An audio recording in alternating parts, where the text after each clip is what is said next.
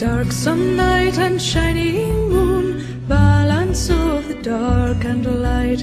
Hearken ye, O witches, rune, as we perform our sacred rite. Hey everyone, this is CricketSong with Lunar Wisdom, and today's video is talking about, are witches born or are they made? Now I am going to let you know right now I have a outline here because there's so much I wanted to say in this video, so I may be referring to this outline in my notes. So this video was inspired by a couple of conversations that I've had with a few people, people online, in forums, as well as people in my everyday life and in conversations that have come up. And I find myself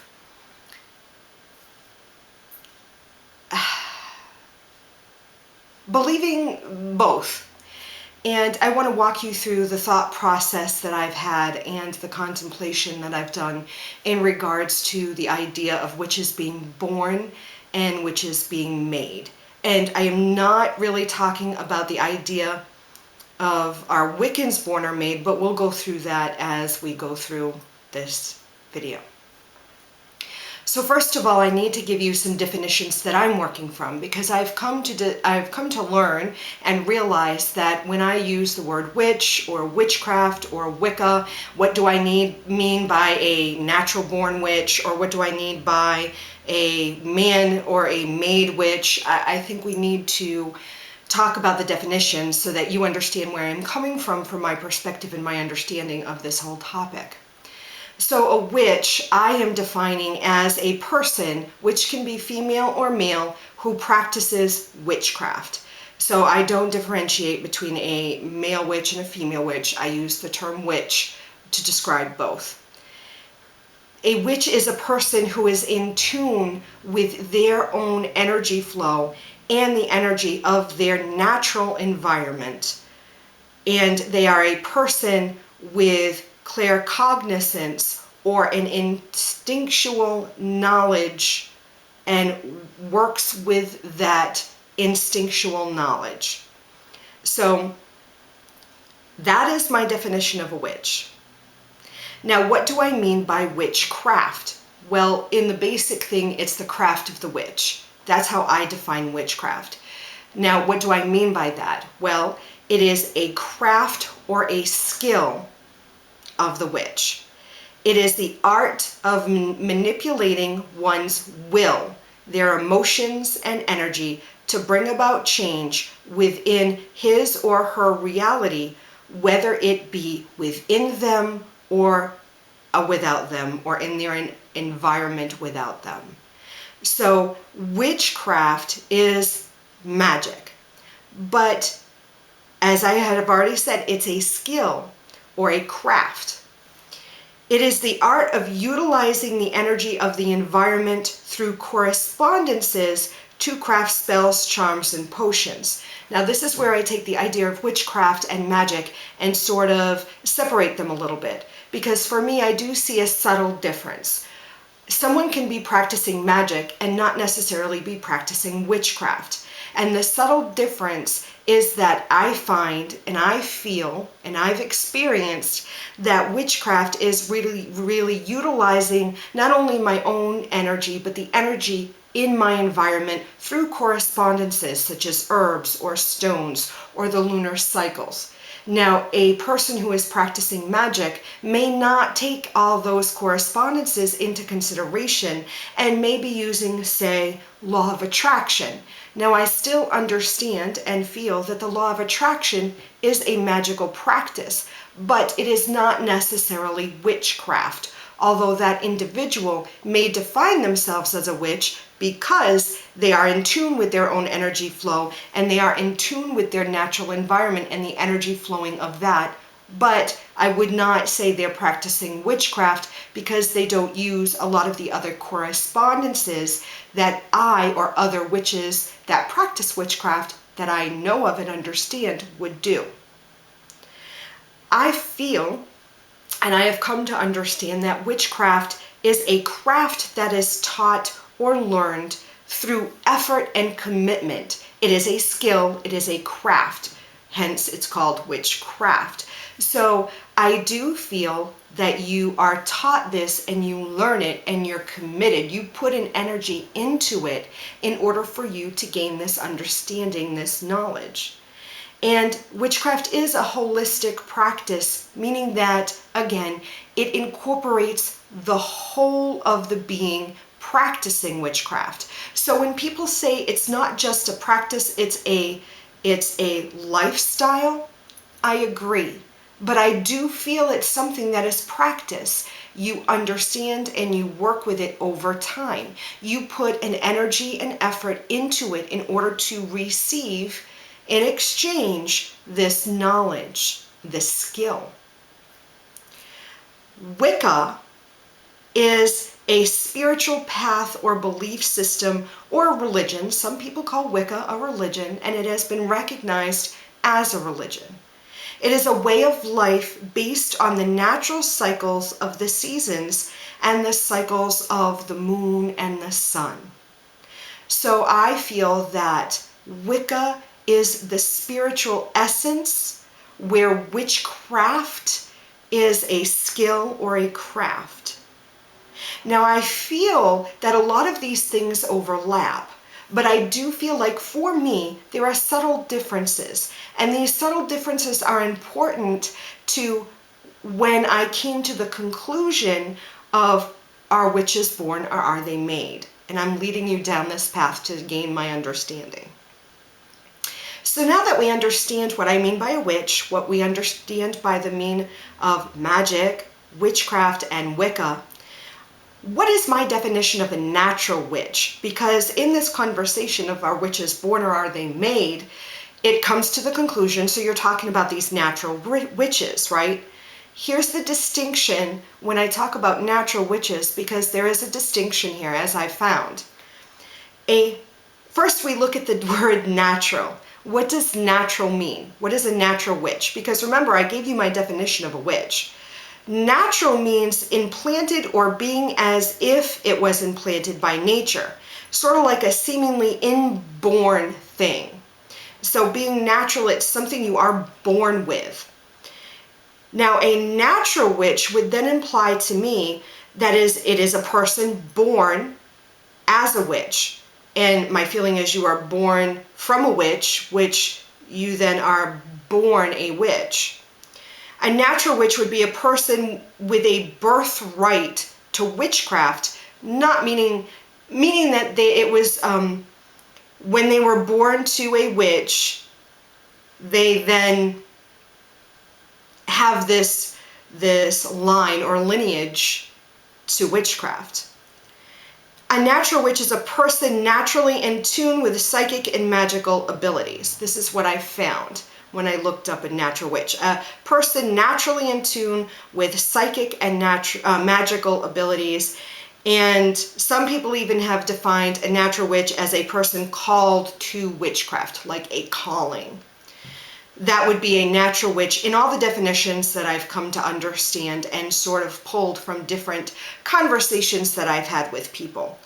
Now, a hereditary witch, when I look up the idea of a natural witch, the idea of a hereditary witch pops up as well. And some of them intermingle the two and say that a natural witch is a hereditary witch, but some people, especially the people who believe that a natural witch is a person that just has a calling to witchcraft, doesn't necessarily mean they're born to a witch. So when I looked up hereditary witch, first of all, I needed to define the word hereditary. What would it mean?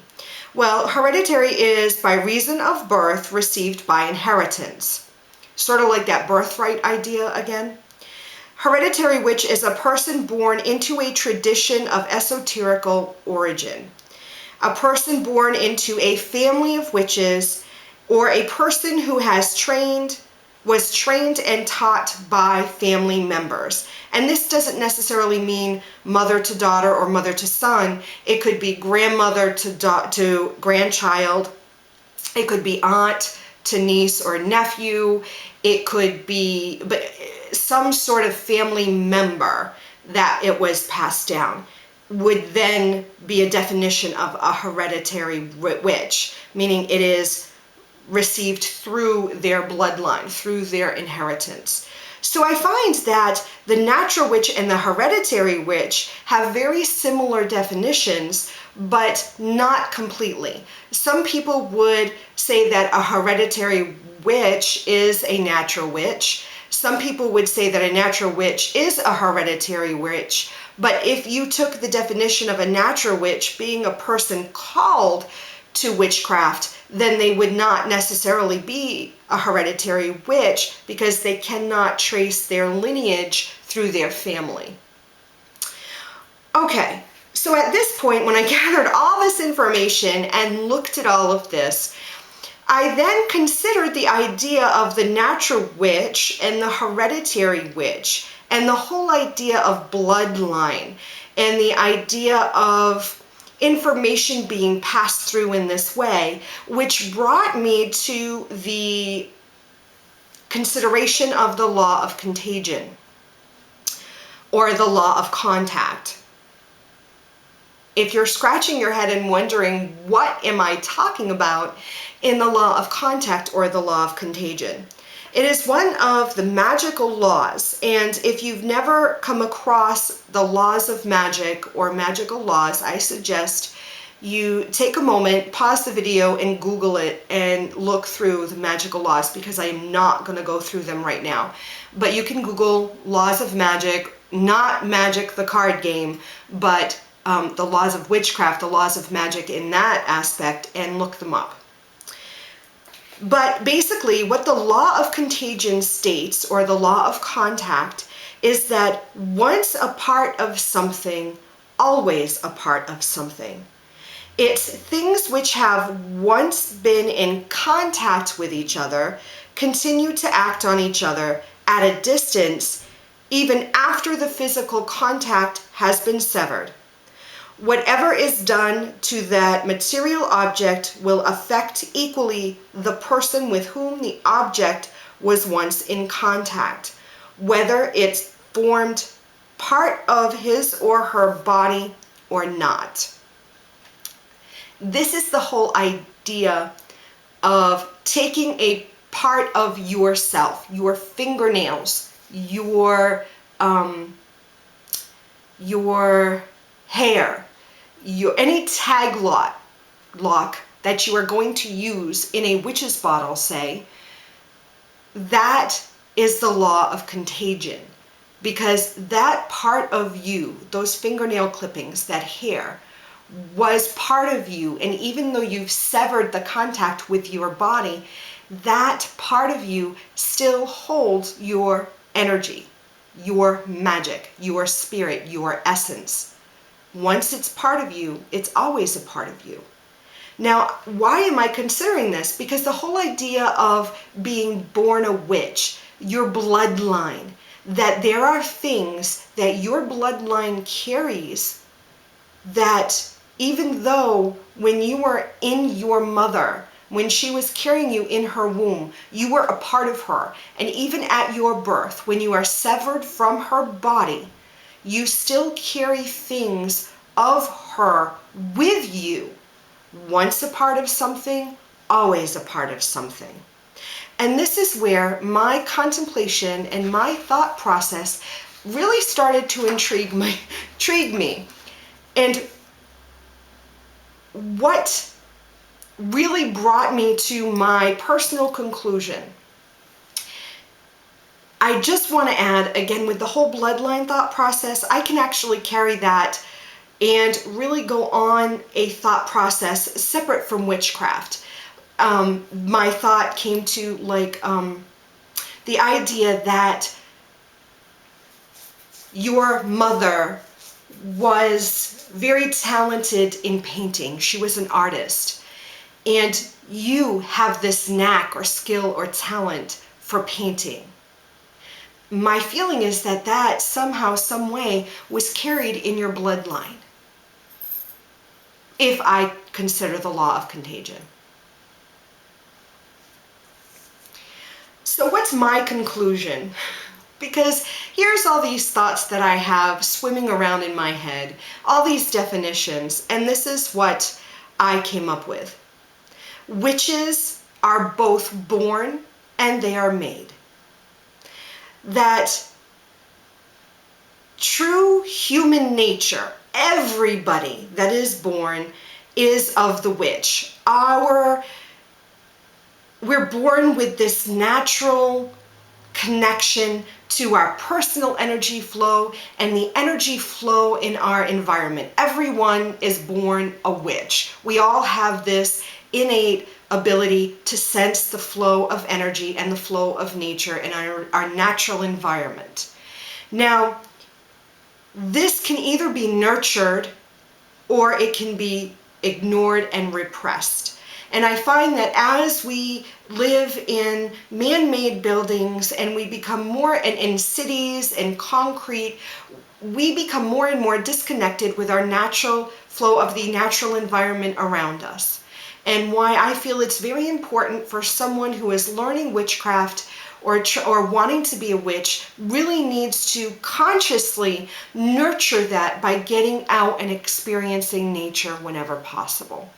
And I'm not saying that if you can't do that, then you're never going to be able to hone your skill and reconnect. I'm not saying that. I'm saying it just might be a little more challenging for you. I also believe that hereditary witches will have a natural inclination towards witchcraft because of the law of contagion. Now again, I cannot, that I know of, claim a hereditary connection to witchcraft.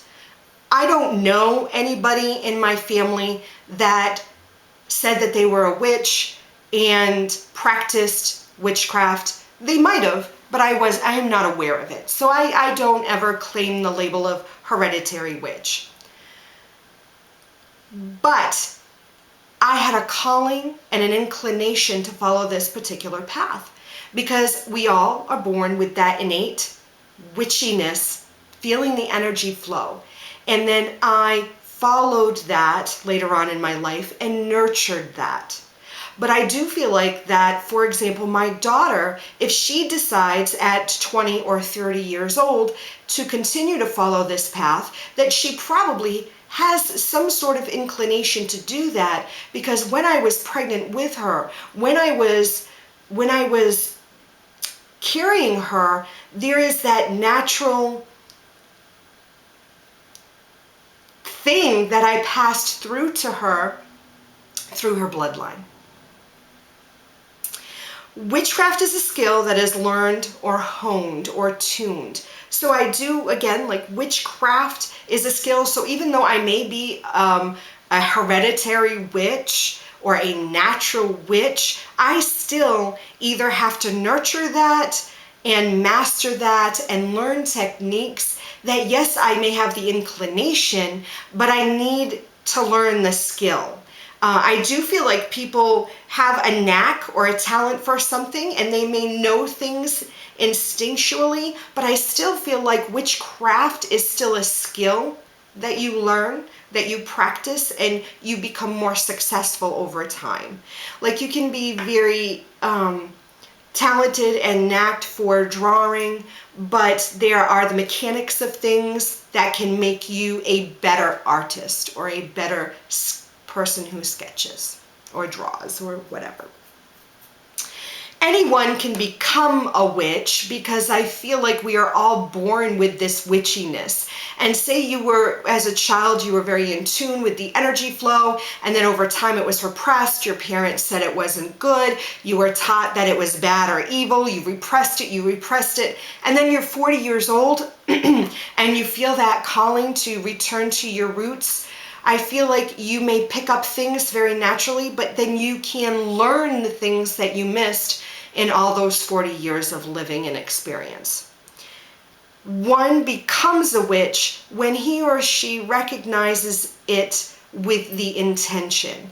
So I feel like those that may be inclined to say I'm a natural witch, if you don't put that intent in that effort and that commitment, and you put your energy into it, you're not going to receive anything back. So just going around and saying, I'm a hereditary witch, I'm a natural witch, but not really doing anything with this, not really intending anything, I feel like then you don't get the full experience. Now, I'm not saying you can't call yourself whatever you want. Of course, we can all call ourselves whatever we want. But my feeling, from my perspective, just calling yourself a witch doesn't make you a witch. Just calling yourself a Wiccan doesn't make you a Wiccan. I feel like there needs to be intention and effort and will. You should. I feel like there is a need to put that forth in order for you to manifest what you truly desire. So, long story short, are witches born or made? I feel like witches are born and they are made. What are your thoughts? And as always, I love you. Chant the rune and it is done, as we will so mote it be.